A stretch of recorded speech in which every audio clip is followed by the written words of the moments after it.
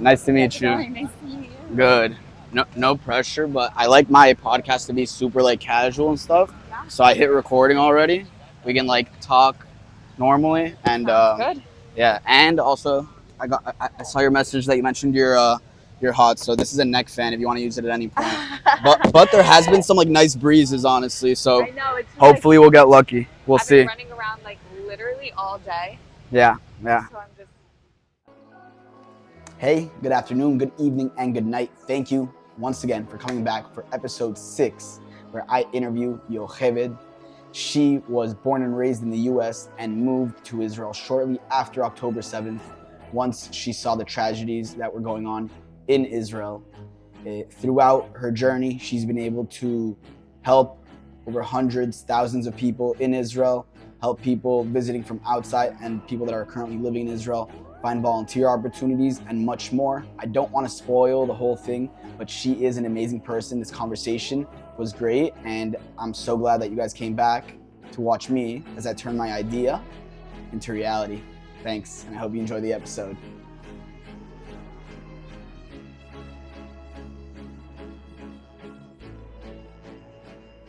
I try to charge it because I know it's a hot day. This Yeah. is amazing. Yeah. It's great. Wow. Yeah? I need one of these. Yeah, Amazon purchase, $40. It's a little steep, but it's worth it, honestly. No, it's so worth it. Do you Yeah. walk around with this? I do, shamelessly, yeah. Some people are Wow. not that confident to do it. And sometimes I am, like, I've gone, like, out to, like, a club with it, and I'm like, take it off No now. way? Yeah. Are we going to put a camera up? Yeah, right there. Oh, there's a camera. Yeah. So- You're set up already. Yeah. I mean, listen, it's super low budget. No, this is amazing. Yeah, and, like, these are the most expensive things. The sound quality is really good, so I feel like I should put this up higher I don't, maybe. because of the fan. Maybe.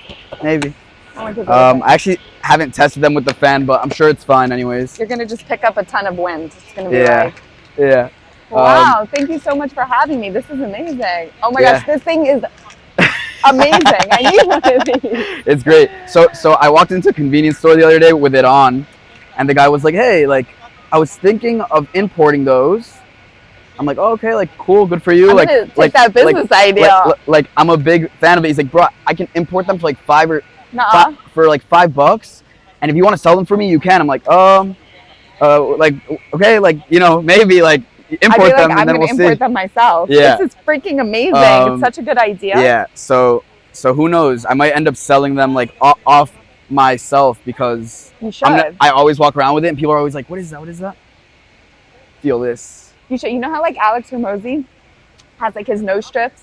Who? Alex Hormozy? I don't know who that is. Nuh-uh. Don't tell me you don't know who he is. Alex Nimrozy? Hormozy? No, not by name. Who is it? He's like an Instagram influencer in business. Okay. But he's amazing. Him and his wife, and he does every video. He wears his like logo, and he wears a nose strip, Oh yeah. and he's just completely built a brand around it. Amazing. Yeah. Yeah, it's Yeah. amazing. It's sick. Yeah. I haven't worn this in any of my videos, but it is part of my personal If brand. anybody's so- looking, this is freaking sick. You should start Yeah. wearing these in all of them, or giving them to your guests, like to try. Yeah. Wow, Yeah. it's the best. Sword of Iron.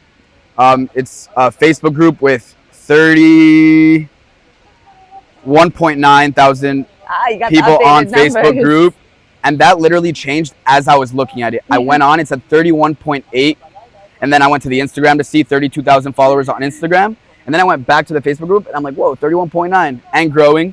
And I was originally introduced to it. Well, let me say, it's a volunteering group.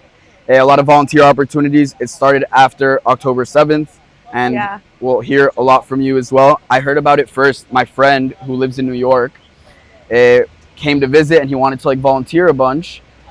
And I don't know how he was told about the group, but you know, he told me I'm coming and I'm gonna be doing stuff. Like, do you want me to let you know? I'm like, yeah, 100% let me know. So I got to volunteer through that group, finding opportunities a couple Amazing. different times. Where did you go? I did like local volunteerings. I did J17. I did J17 is awesome. Iran's Angels. Iran's Angels is like a Tel Aviv classic where like you're Yeah. in Tel Aviv. Everybody goes to Iran's Angels at least once. Yeah, and I wanted to do like citrus and salt. So wait, I'm like unemployed right now, so I want to volunteer my time because I don't have like money to donate, It's awesome. which I know is fine. I think like some volunteering places, not specifically through Sword of Iron, but in general, like have like a fee that they need to cover costs, Yeah. which like is I don't know, is something that like I'm learning to balance, I guess, in a way. Some do, not all. Yeah. And the only reason that a lot of them charge is because it costs them money Yeah, to of operate. course, So like of citrus course. and salt, you know, they need to cover their costs. 100%. So they're just trying to find ways to do that. But that's awesome. Yeah. That's really, really awesome. Yeah. I want to hear from you. Like, how did you think of starting this? You have a brother who's in Miluim or was in Miluim? I have a co-founder also, and I have an incredible team that's been with us since the start. One person, Yael, since the start. She's amazing. Mm-hmm. And then I have a team that works with us. So basically, I'll tell you the story. I'll start from like childhood. I was raised in Baltimore, Maryland, in an Orthodox home. Nice. Like super religious. I went to Beis Yaakov. I don't know if you're familiar, Yeah. but it's like super Jewish. And then I went to public school, and I kind of came away from my Judaism for a few years. And over the years, like, it was something that interested me, but I wasn't around it so much. Like, my friends weren't really Jewish. I worked at a pizza shop, but it wasn't kosher pizza shop. Right. And then I went to school in South Florida, and I graduated from Nova Southeastern University. Oh, nice. I'm from South Florida. Yeah, so you know it. That's like 15 minutes away from my parents' house, yeah. Amazing. So you know Davie. I know Davie. I lived right on University, like Nice. right on campus. It was like living Cool. on a resort for 4 years. It was freaking amazing. Beautiful. And I graduated with a degree in marketing and a minor in psychology and entrepreneurship. And while I was in college, I came to Israel twice, once on a birthright trip and once on Onward. So Okay. Classic. classic American, you know. But my brother actually moved here when he was 17. Our family had never been to Israel. We had never been to Israel, like, He's older or as a younger? family. He's a year and a half older. Okay. And he decided he was going to come and join the army. He didn't speak Hebrew, nothing like that. So he was here serving for 5.5 years. And he was supposed to be coming home in November. And he was going to, so once I graduated college, I moved to once I graduated college, I moved to Texas. I was living in Texas. Give like timeline dates just so I understand when. I graduated in May 2022. Okay. I actually bought a travel trailer, gutted it, and completely renovated it. Like, To live in? To live in. Whoa, that's cool. And I moved to Texas and lived in that. I still own it. It's still Nice. there. Somebody's renting it from me. But Nice. yeah, it was bigger than my Tel Aviv apartment now. Wow, that's sick. Okay, so that was in May 2022. That was in May 2022. So I moved in the middle of summer. It was absolutely brutal, the heat. Yeah, I can imagine. And I started working in staffing sales. Okay. So I was doing like... You can maybe put it on the floor so you don't keep knocking it. I know, because it keeps falling. Yeah. So I was doing staffing sales. So cool. That's so cool. And my job, I love to describe it as, you know how it's made? Yeah, the podcast. Yeah, the podcast. Yeah. So working in staffing sales for warehousing and construction, your day-to-day is literally how it's made. You're walking into warehouses and you're seeing actual production. So it's so cool. I got recruited from that to go to a startup roofing company. And I started doing residential and commercial roofing. So I spent my days networking with all the GCs, all the general contractors, and I spent my nights door knocking in 100-degree weather and climbing on residential roofs. If only you had this fan, it would help a little bit. It was so freaking hot. I have like PTSD this summer from it. I'm like, in this heat, I was climbing on roofs in Dallas, Texas. That's crazy. It was brutal. So I was doing that until October 7th. Whoa, I didn't realize that. Yeah. And okay, so October 7th happens. Where were you? October 7th happens. 7th? I was in Dallas, Texas. Wow. And I wake up to like a single text across my screen. Do you see what's going on in Israel? I was shook. I was like, no, like I just thought it was going to be rockets or something. I didn't think anything of it. And my brother had called me the night before and he told me he was at a party. So like, just keep this in mind. He's like, I'm at a party, and he was trying to get some friends to go with him. So I wake up in the morning and I see what's going on. I open my phone. It was like one text, nothing else. And then all of a sudden my phone was flooded. It was like 9 a.m. in Texas. So maybe 2 or 3 here. So it was already like the middle of the day on the 7th. Yeah. And I immediately called my brother and he didn't answer his phone. And you have to keep in mind, like, I was in all these Telegram chats. So I'm seeing all these videos. I'm seeing videos of these dead Israeli soldiers being pulled out of tanks, stomped on, some of the most horrific things that some people chose to watch and some people chose not to. Yeah. I literally watched every freaking video. And I was paralyzed. Like, I couldn't stop crying. I couldn't move. My brother wasn't answering his phone. I had no idea if he was okay, where he was. So I called my friend Nir, who lives in Israel, and I was like, this is a joke. Like, please tell me this is a joke. This can't actually be happening. And he was hysterical. He's like, no, this is really happening. Yeah. It turns out his cousin was at the party and got killed. Nova. And 2 of his uncles, he was at the Nova party. 2 of his uncles, the Sharabi brothers, were taken hostage. They killed their entire family. So he was terrible. Not well, not doing okay at all. Yeah. And I called my friend. I said, I have to go to Israel. Like, I don't know what's going on, but I feel like I need to be there. Like, I can't be in the States right now. It was the most alone feeling. I wasn't living in a Jewish community. I didn't know what to do. So basically, the next few days, I just didn't really get out of bed. I was just kind of like watching everything. In your trailer? In my trailer, like so upset. Finally, the next day, I heard from my brother. He sent us a chat in our family group chat. On the 8th. On the 8th, he sent a message saying, I'm just letting you know, like, I'm safe and alive. I love you guys, and we're going to pay them back for this. So the following day, he sends another message. He's like, I just got on base. I haven't slept in 3 days. I'm alive.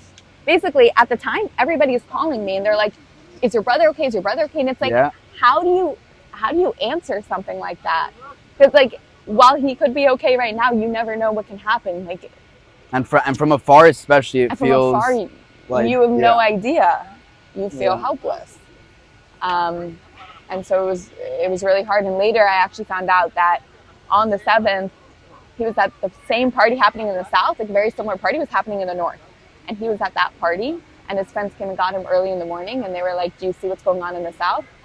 Without waiting for anybody, he grabbed all his gear, drove straight to the South, and he was fighting by about 11 a.m. on the 7th? Yeah. Whoa. He's in the South, like, clearing through the team and oh my God. Fighting. Yeah. Wow. So it was really crazy. Right. So anyway, he gets on base and he sends that text. Hey, like, I'm alive and I'm sleeping. I haven't slept in 3 days, so I need to, like, go to sleep. And I called him and I was like, listen, this is probably not something that you want to hear from your little sister, but I want to come to Israel. He was like, are you sure? I was like, yeah, like, I really feel like I need to be there. And he said, okay, you can stay in my apartment. That was, like, all I needed to hear was. That's crazy. That's like, listen, I'm going to give you so much praise throughout our conversation, but, like, just that is, like, I was here on the 7th and, like. Were you? Yeah. So I made Aliyah, like, 2 years ago. And I want to hear, like, the rest of the story as well. Tell me. But I was staying with my mom. I was in between, like, apartment leases. Your mom lives here? No, she came. We were staying in an Airbnb together on Trumpeldor with a mamad in the apartment. Okay. And she comes in, like, at, like, 6, 7 a.m. whenever the first, like, sirens went off in Tel Aviv. And she comes in. She's like, there's sirens. I was passed out. I'm like, okay. I'm going to, like, keep sleeping. I keep sleeping. Wake up later that day. And to see all this, like, stuff happening, and obviously, like, my mind is, like, in shock. I'm really, like, don't know what to think. And I did do some volunteering the next day, the day after that. But the night of the 7th, I'll never forget, 2 of my 3 there was a siren that went off just as me and my mom were serving ourselves dinner in the apartment. So we walk to the mamad calmly. It's fine. Like, it's literally like a 10-second walk. So we walk there. We close the door. We're in the mamad. And we hear and we feel a rocket land. We find out later that it landed like a block and a half away, like near Yocheved. But in that moment, I literally like didn't know what to think. I'm like, should I be a better Jew? Like, should I say Shema? Like, are a bunch of like rockets about to start raining down? Am I in a war zone? Like, what's happening? And I think in that moment, like, was when I said to my mom, like, all right, like, let's get out of here. Are you religious? I'm spiritual. I grew up like traditional. So I know like the halachot, and I'm like finding my own way. But yeah, like the fact that, you know, you hear this, you're like, I need to be there, and I'm like, I need to get out of here. Did you leave? So yeah, I ended up, like, long story short, I ended up like refreshing El Al over and over, found a way out through Amsterdam, which is the reality for a lot of people that lived here, and like, I don't regret it, and I don't judge anyone for it, because it was such an uncertain time. But like a lot of people, I'm sure you know, like a lot of people went running. So for you to like do the opposite and be like, now I need to be in Israel, now I need to be there, is like super admirable. And thank you. And like, I mean, it speaks to a whole different level, because you started this like organization, nonprofit, that you're gonna speak about from this like terrible thing that happened. So like, good job. Thank you. You know, a lot of things are going through my head. First of all, almost everybody told me I was crazy. Mm-hmm. Everyone's like, you're going to a war zone. But there are so many Americans here, and Israel is such a Western country. I was like, I just had a gut feeling. I was like, the cities are going to be fine. The cities are going to be okay. It can't get destroyed. The states won't let it. Mm-hmm. And we have protection. And I heard about all the Miloim that flew back. And I knew that if my brother was saying, okay, you can come, it wasn't going to be, I don't even know how to put this. I knew I was going to be okay. My brother wouldn't say you can come if I wouldn't have been able to come. Yeah, I agree. He was actually concerned. So I agree. You know, I understand everyone's concern, and people still have concerns. Yeah, for sure. I get it. For me, I guess my risk tolerance is on the higher side. Yeah. And I truly have faith that everything will work out. And I can't even explain to you the gut feeling of like, you need to be there now. Yeah. No. I couldn't shake it. Yeah, that's amazing. So what was the process of like finding a flight? Because like things closed. Flight was easy. Everyone's like, how'd you get a flight? No, yeah, that's my question. Flight was easy. Flight was the easiest part. Just went on to ll.com and booked a flight. And what day did you fly in? So let's see. Okay, Sunday night I talked to my brother, told him I was going to come. October 8th, yeah. October 9th, I talked to my brother and said I was going to come. October 9th, I think, was Monday. Yeah. Monday. October 9th was Monday. I was at work. I was sitting in a meeting, and my hair, I was in leggings, a t-shirt, and my hair, my ponytail is like to the side, and I have no makeup on, and I couldn't even focus on what he was saying. I stopped him in the middle of our meeting, and I said, I'm so sorry. My brother's at war right now. Israel is literally like burning to the ground. This is not, like, this isn't important to me right now. I can't focus. Like, we need to reschedule, basically. You're real for that. And we ended up just talking about life for the rest of the meeting. He was like, I get it. So I went to my boss and I said, I want to go to Israel. And he was like, no. Like, we're still in the middle of selling season. Don't care where you go in December or in January. It's not selling season. Do whatever you want. Right now, you can't go. I said, listen, my family's at war. Like, I need to be there. I mean, I have to go. He was like, you're acting like a child. It's so irresponsible for you to go. Like, there's so many other ways that you can help in the States. Why do you need to go to Israel? And I was like, I can't explain it to you, but I need to be there. It wasn't an easy decision. I went back and forth for about 2 days. I didn't book my flight until Wednesday. It was really hard. I called my mentors. My mentors were super supportive. 2 of them specifically. Are they Jewish or no? Christians. Okay, wow. I called Didi. She's a Christian. And I said, Didi, I'm torn. I don't know what to do. And she said, you go. This is family. Like, you have to go. Mm-hmm. So I called my mom and I told my mom I want to go to Israel. And she said, if you don't go to Israel, you'll regret it for the rest of your life. I said, okay, I have enough support. So I called my cousin Jess. I said, Jess, if you are not on the phone with me while I book this flight, it's not going to happen. I'm not going to book it. She's like, okay, I got you. So she stayed on the phone with me and I booked my flight. Then I actually canceled my flight because I got scared. And then I was like, no. I need to do this. And I rebooked my flight again. That was Wednesday. So for about a day, then I went to my boss and I said, listen, I'm going for 2 weeks. I'll be back in 2 weeks.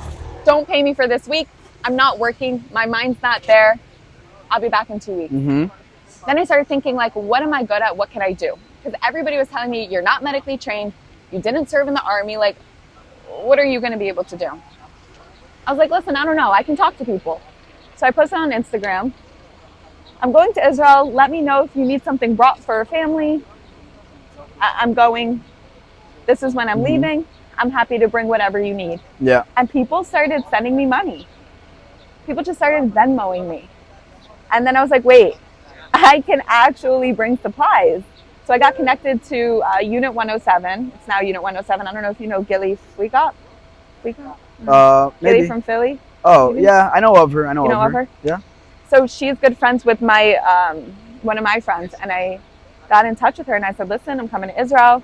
She said, okay, here's a list of supplies that we need. So I started raising money. She put me in touch with my now friend, Kevin. And within 5 days, we had raised $17,000. Amazing. All through Venmo? All to Venmo or no? Venmo and cash. People were hand delivering me cash. Wait, that's like also a crazy amount to have on Venmo. Yeah, my taxes.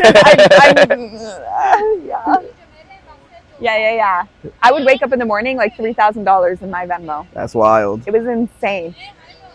Yeah, it was really crazy. A lot of the money came from Christians. That's my amazing. Clients were amazing. I would go to them. Like I went to one of my GCs and I told him I was going. And he's like, here, come back tomorrow. I'll have cash for you. That's amazing. He gave me $4,000 in cash. Whoa. And these people are like Zionists or not like specifically just like, I don't know. Yeah, these people are Zionists. Okay. Christians are Zionists. Cool. Yeah, no.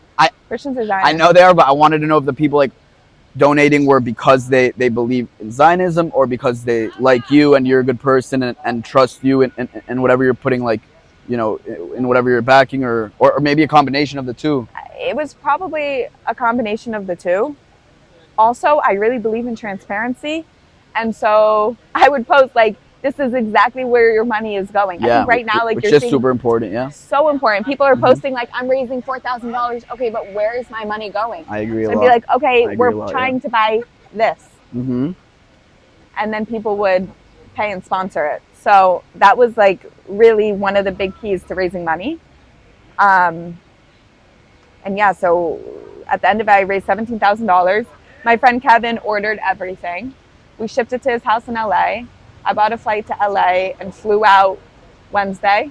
We had a little packing party with some pizza. Nice. We packed like, I think it was 11 duffel bags full of those supplies. That's literally amazing. Double my size. And then the next day we went and picked up another 11 or 12 that needed to come to Israel.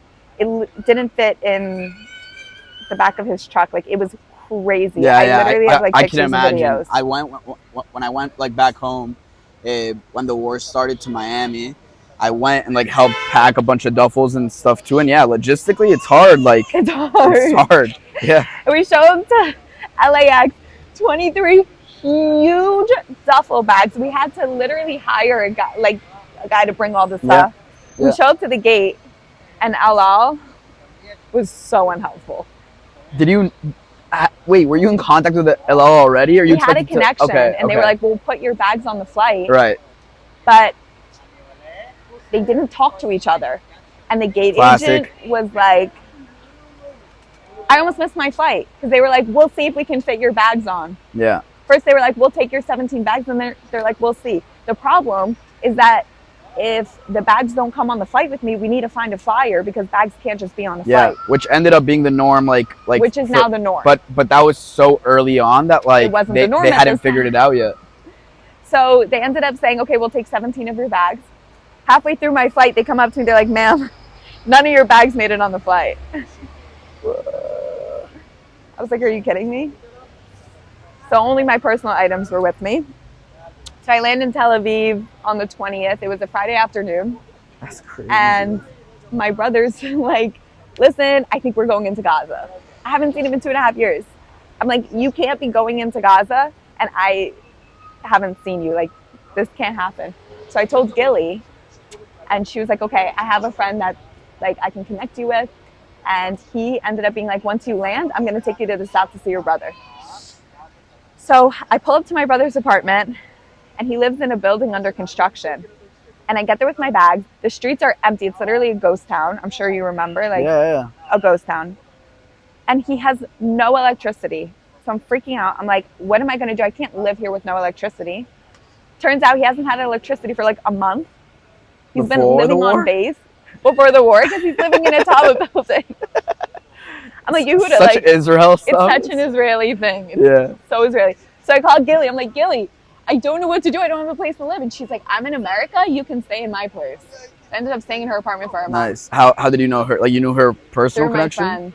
Okay. No, I like never met her. This is Israel. I like through this like through you like raising money and stuff. Wow. Yeah. Okay. I was raising money for her like organization. I had never met her in person, and she's like, feel free to stay in my apartment while I'm in America, which is just unbelievable. Yeah.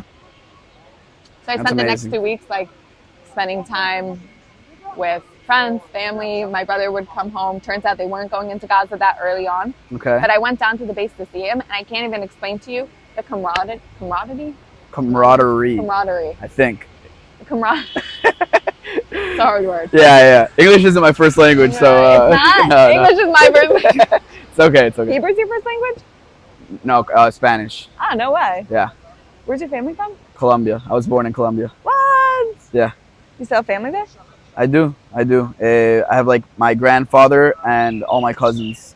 And I lived there for like 4 or 5 years. So I also know English natively. But like every time I like mess up in English, my like close friends are like, come on, bro, you don't know English. I'm like, yeah, I do, man. Since I've been in Israel, my English is broken. Yeah. Because you like subconsciously want to adapt to like how they're speaking. Yeah. I know, it's so bad. Yeah. But I get there and you see these soldiers that they haven't been home. Like they haven't left base since the 7th. They left their homes not expecting to not come home. Yeah. And they're all on base singing and dancing. I have videos of them from that night, October 20th, hugging each other and dancing and doing Shabbat dinner together.